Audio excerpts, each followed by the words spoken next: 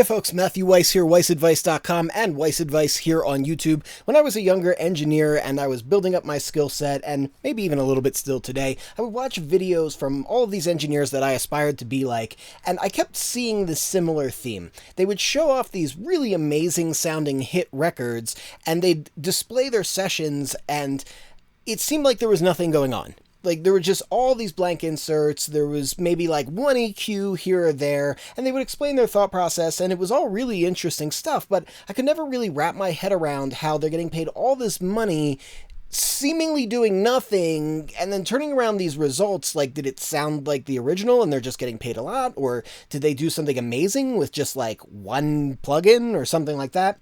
And a few years ago, it kind of clicked for me what I was really seeing. So this is going to be a mix walkthrough, but with a little bit of a theme, and that's going to be about being decisive about our action. I'm going to play this down, and then I'm going to start showing the session, and you're going to see a lot of interesting stuff. All right, here we go. Late night caller, hitting my line.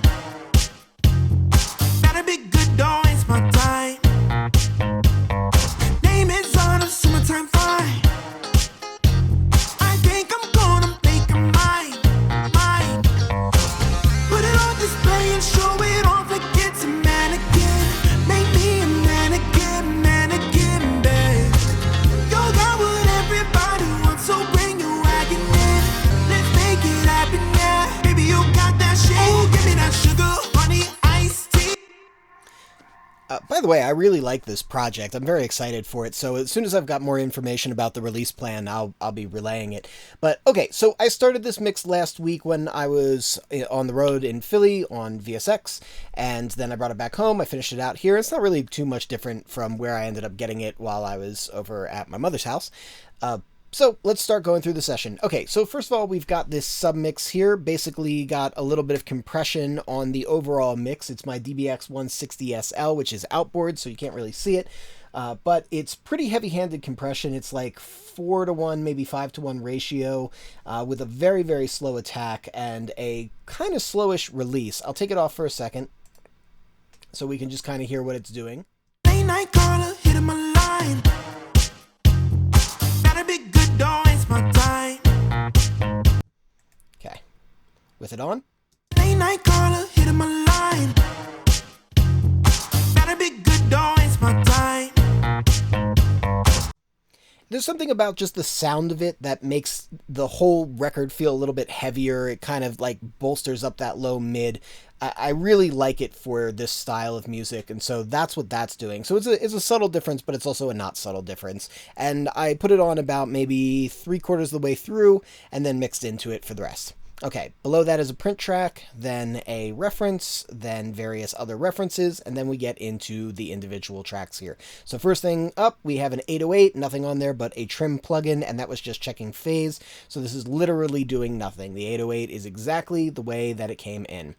Drum bus, nothing on the drum bus. It originally came with the Ozone vintage tape. I decided I didn't like it. I took it off, so there's nothing on the drum bus at all. The only thing is some volume automation, taking the drums down in that pre-section where things become a little bit more spacey. I felt like I wanted to make it a little smoother sounding and also give some room for the drums to come back so that when the chorus kicks in, it kicks in with a little energy. Okay, kicks, there's a little work going on. Typical of my style, I really check phase with everything. So there's a kick, and then there's some kick layers. So I've got in phase going for the kick layers, a bypassed EQ. I was playing with EQing one of the layers, but I decided I liked it just as is. So really just making sure that these guys are all in phase right over here, and then it comes down to a kick bus, and there's definitely some stuff happening on the kick bus. The main action here is that I'm clipping the kick so that I can get it to hit a little bit harder. Clipping in this particular case is kind of like using a limiter, except for instead of softening the punch in order to get the overall level up, it's turning the punch into harmonic energy and creating distortion and color and saturation, which I think is actually a better choice on a kick drum when used mildly. So I'll play it here real quick without this. Late night caller, hitting my line. Better be good, don't waste my time. With. Late night caller, hitting my line. Better be good, don't waste my time. So just sits a little bit more anchored, a little bit more solid. And then I've got a little EQ going on before this. There was some husky stuff happening at like almost 200 that was really showing up when I was pushing the clipping. And then after the clipping, I've got my top end boost. I tried it beforehand, but the clipping sort of started to darken things. So I did the top end boost on the kick afterwards, just so that there'd be a little more articulation on the attack. So I wouldn't say that's like a ton of processing. I would say that's like a medium amount of processing. Okay, going down here, we've got our main snare. And just an EQ on there, taking out some lows, because we've got plenty of lows from the other stuff, like the bass and the kick. And then a little bit of extra upper mid, just to give it a little more snap. And that's it. That's all the processing on the snare. Snare layer, no processing at all. The clap has a little bit of clipping on it. I'll just bypass that real quick. Mannequin, make me a mannequin, mannequin, babe. With Mannequin, make me a mannequin, mannequin, babe. not changing much, just giving it a little bit of color. Really, that's about it. Then going down here to the hats. The hat is really interesting. It's kind of like a dead hat that's being hit close to the bell. I like that sound. It has like almost a cowbell kind of sound to it, and I'm using the Ozone vintage tape. I took the Ozone vintage tape that was originally on the drum bus because I liked what it was doing to just the hat. So I moved it down to the hat, tweaked it a little bit, and then got this slightly darker, kind of almost like 70s R&B sort of sound from it, and I really like that. Now, this is a pretty driving element, so it did get a little bit of treatment, but then going down to sort of the peripheral percussion, hats, another hat layer, open hat layer, a shaker, none of that has any processing at all. And then we get down to the tom. The tom is kind of important. I'm going to play it without the processing real quick. Late night caller, hitting my line. Now with the processing. Late night caller, hitting my line. So it's not about how the tom sounds, it's about how the tom relates to that sound that goes doo. All right, so it goes doo, doo, right? Listen again. Late night caller, hitting my line. Doo, oh. There's a very specific rhythmic syncopation. Now listen to it without the processing. Late night caller, hitting my line. It doesn't quite have that same doom down feel to it. I know, that's very scientific. Late night caller, hitting my line. So this very, very heavy compression that I'm doing is doing the job of pulling in some rhythm. There's like a bowing to the tom. Doom. And I'm bringing out that bowing, and I'm bringing out just enough of it for it to feel like a handoff between the tom and that downward filtery noise, that do thing. So this is the start of the point. The start of the point is it took me a while to get this setting because I knew what I wanted from it. I wanted that tom to hand off to that down filter thing, but I needed to dial in the setting exactly to get it. So while I'm not doing a ton of stuff here, I really only have one plugin going. It was a very, very specific, decisive move that I did with that plugin, and it took a little bit of time to get that right. So it's not about having a ton of things going on, it's about having one very deliberate idea and getting there. Whether that's stacking up a million things or whether it's just really fine-tuning one thing. And that's going to come back pretty much in all of my mixing, but certainly in this record. Ride cymbal completely unprocessed. Cowbell here. Just darkening it and bringing up some of the meat around 500 hertz.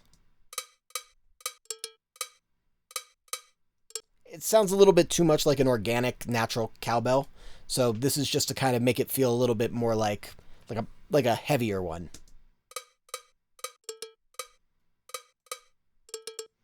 Nothing crazy. All right, now we get to something where there's really some stuff going on. Black Box was on this. I liked it, but ultimately decided that after I was done with the bass processing, I didn't want any additional processing, so there's no processing on my instrument bus.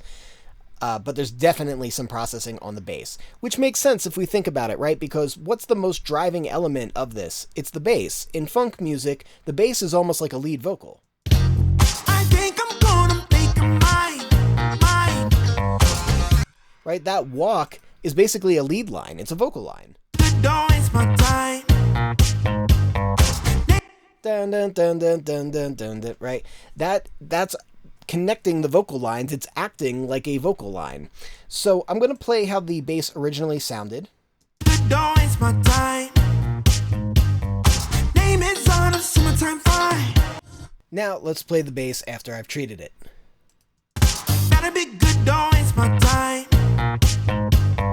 Name is on a summertime fire. So big difference there, right?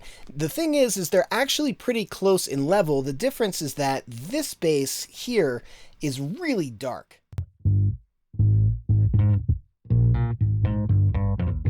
It's like all sub, whereas this one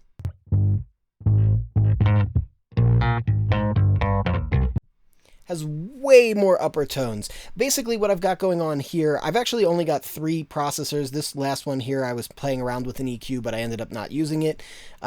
The first one is a very CPU intensive EQ, but it's a really, really good one. It's green EQ from Acoustica.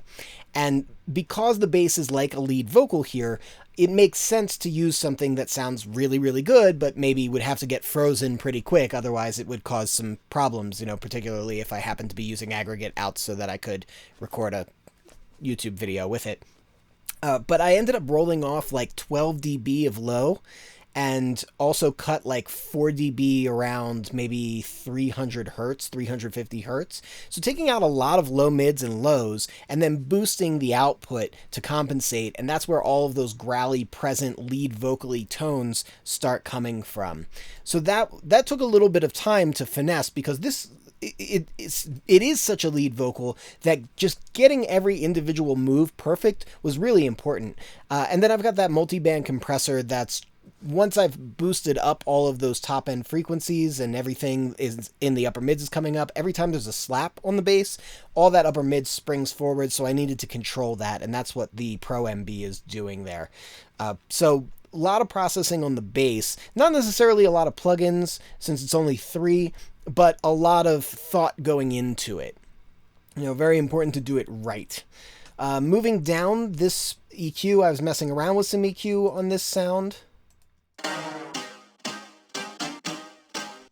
but I ended up not using it. So it's bypassed, right? Nothing on here. I can just make this inactive. No reason to have it. Now, that doesn't mean there's nothing happening on this. If I switch over to my volume automation, that down filter sound is part of this. So I have this automated to come up because it's kind of a cool little rhythmic feature of the record.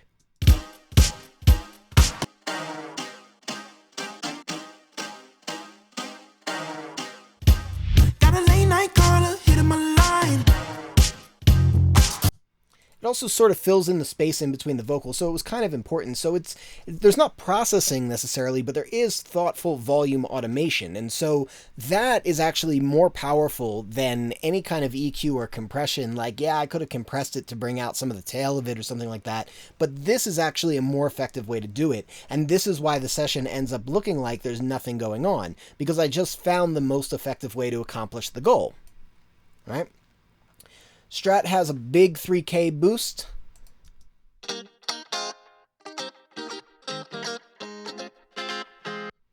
It just kind of helps it fit into the record in the right place.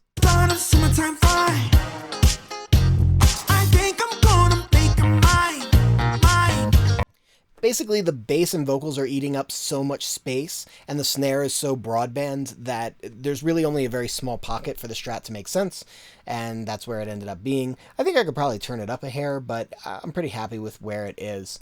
Okay, then we get into something very, very interesting. So this definitely falls into the category of knowing what you're doing is more important than doing a lot. These 3 synths.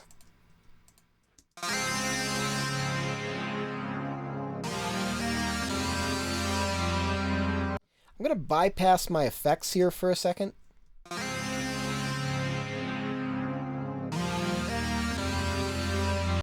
So it's a little quiet. I'm going to put on a trim plugin here just so that it ends up a little more level matched, but wait till you hear the difference in the mix in terms of what's really happening. So it's about maybe 2.5 dB. Yeah, okay, cool. So this is what it sounds like without the processing. Put it on display and show it off like it's a mannequin. Make me a mannequin, mannequin, babe. You got what everybody wants, so bring your wagon in. Sounds kind of messy and bad, but I'm going to put on my processing, and now let's play it again. Put it on display and show it off like it's a mannequin. Make me a mannequin, mannequin, babe. You got what everybody wants, so bring your wagon in. Let's make it happen now. Sounds much better, as a much better blend, and it sounds a lot wider too. It's actually lower in level than the last thing that I played, by the way. And I could even consider turning up these sounds, because I could. Put it on display and show it off like it's a mannequin. Make me a mannequin, mannequin. Yeah, kind of like that. So there's two things going on. One is that there's just a huge mismatch in terms of tone, because there's so much of the lows in this lead sound.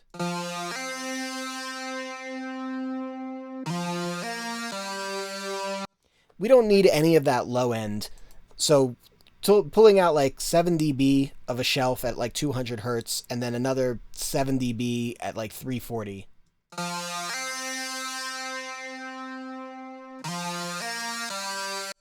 Makes it a lot brighter and buzzier, but because we have all of that low end already, there's no reason to have that low end in there. We cannot hear it, and it just makes things muddy. The other thing that's going on, and this is a really, really important concept, is that both of these have concentric stereo images. They're wide sounds, but they're evenly balanced.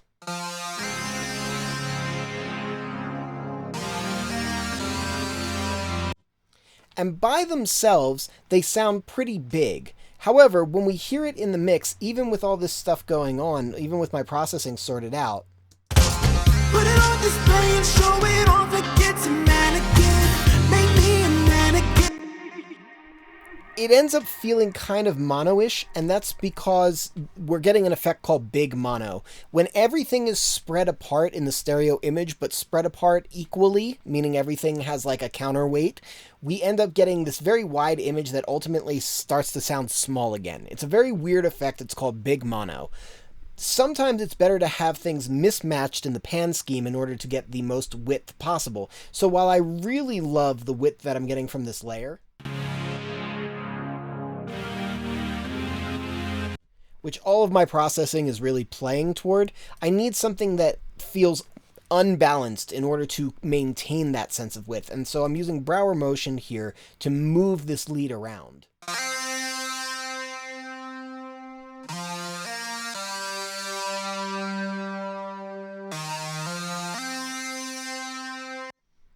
This is offset by this sound here.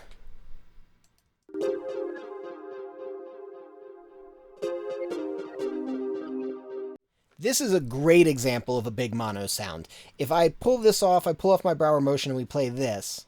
The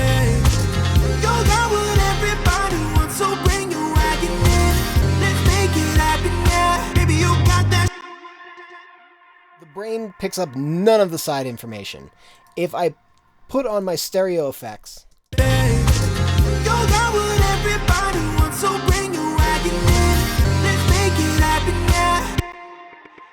suddenly, even without putting a finger on it, it really feels a lot wider. We could even maybe push this a little more to the left. Yeah,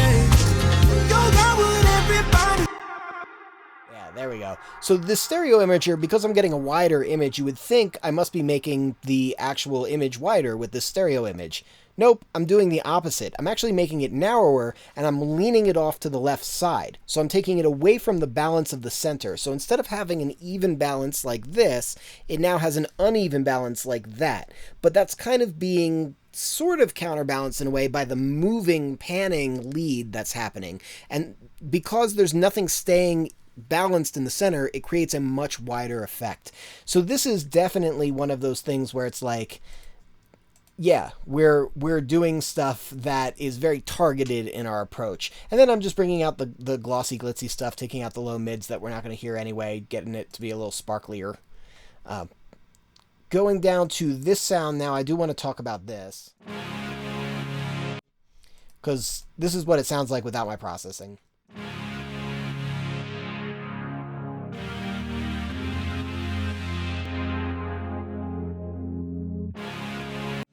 So this really is like we're getting into some mid-side funkiness, brightening up the overall sound. All the high stuff is on the sides anyway, so it really widens the image just brightening it up.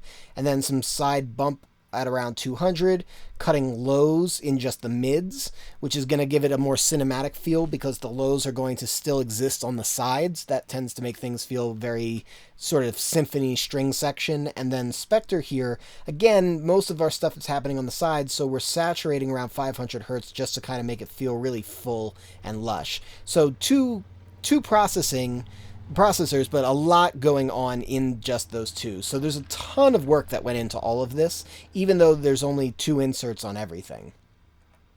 All the effects are completely dry. Nothing. Literally nothing. And actually no change in volume from where they were at. So literally did not touch them. They just worked. Great. Then we get down to the lead vocal. Now the lead vocal definitely had a lot going on here. The lead vocal... Let me unfreeze one of these.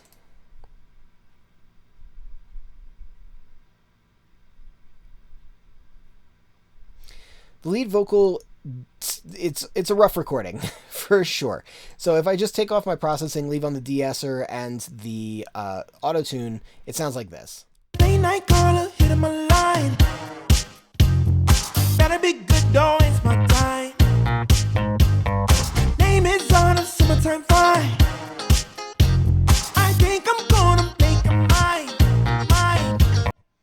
Okay, so what are we doing? Basic EQ here.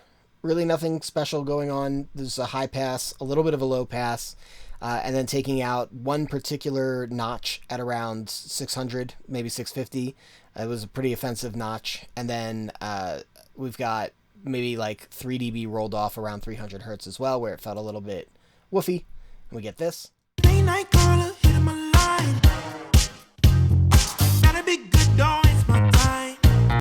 So it already sounds a lot smoother.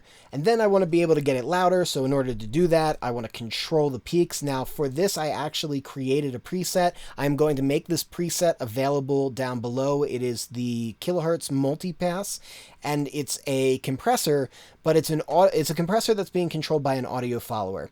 So what's happening is the compression is very slow attack, but very heavy ratio at low levels. So when our vocalist here is quiet, there's compression going on, but it's really keeping the punch of his voice intact. However, there are certain moments where his voice kind of rises and becomes like a blast of energy. When that happens, the audio follower tells this envelope to control the attack speed to become much faster, but tell the ratio to become much lighter. So the compressor starts acting faster, but doing less compression as far as the ratio goes. Why? What is the point of this complicated thing that's going on? It's to keep the natural feel and performance of the vocal. So when he pushes, I want that push to still stay there. I want it to still exist. I just want it to be controlled. And if I use this low threshold compressor, which is really kind of like almost enhancing the punch of the vocal when it's being delivered calmly, it overacts in a weird way because of the slow attack and the heavy ratio when a blast of energy comes through. I've been finding this to be kind of cool. I tried it on all the other vocals and it just worked on everything. And then there's like a little squeeze control that kind of helps to modify it based on your input signal. Like I said, I'll make it available in a link down in the description box, but it's a very, very cool little compressor. Late night caller, hit him a line. Gotta be good, though, it's my time. Name is on a summertime fine.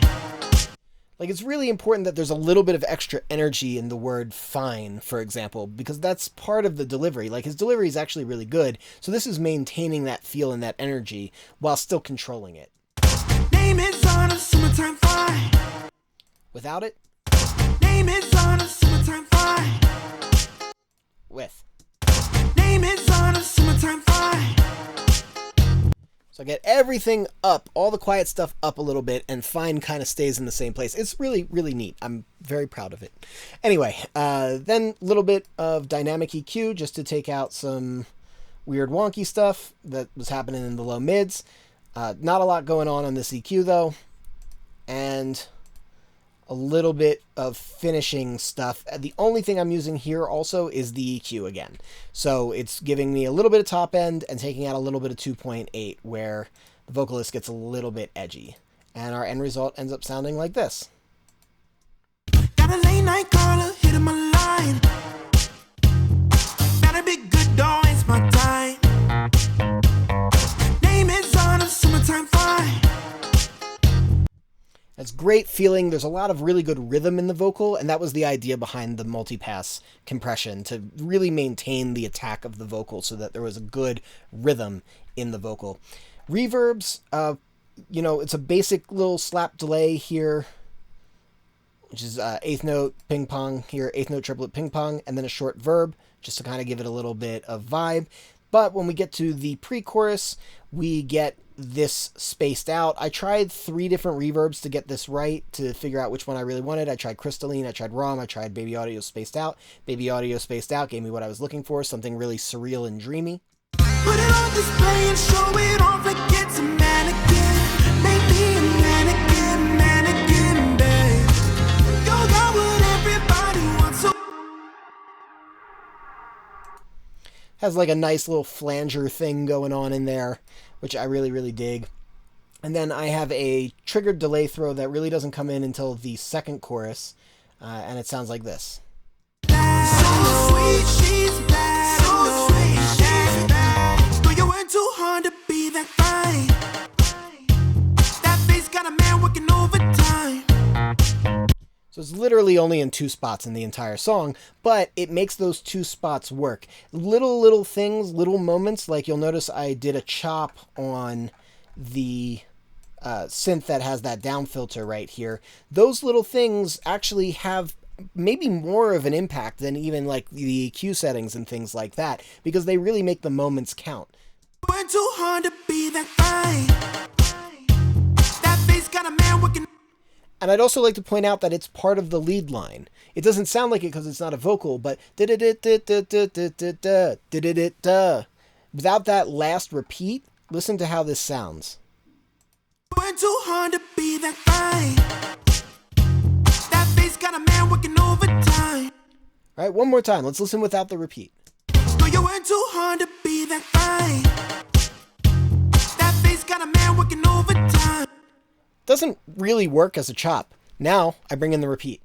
Though you work too hard to be that fine. That face got a man working. Glues it right together, because that melodic moment resolves it. So I keep calling it repeat. It's a delay, but it's repeater, and it's on a half step. So I think that kind of is everything interesting going on here. There's not really anything special going on, and the background vocals just really trying to make them sound as clean and smooth as possible. Yeah, I think that covers it. So that's the mix. Alright, if you dig this video, hit that like button. If you want to catch more videos like this, hit subscribe with the bell notifications so you get notified. If you want to learn how to become a better mix engineer, join WeissAdvice. You're going to get access to all of the full-length tutorials that I have put together, all of the presets that I've done, all of the different track outs for records that I use that you can download and mix along with, make your own versions, practice on. Weekly webinars. It's designed to get you good at mixing much faster than you would do it on your own. So check that out. That will also be in the link. That will also be in the description box and a link below, along with the preset. And lastly, you know what we say here at WeissAdvice. We are musicians. Sound is our instrument, and I will catch you next time.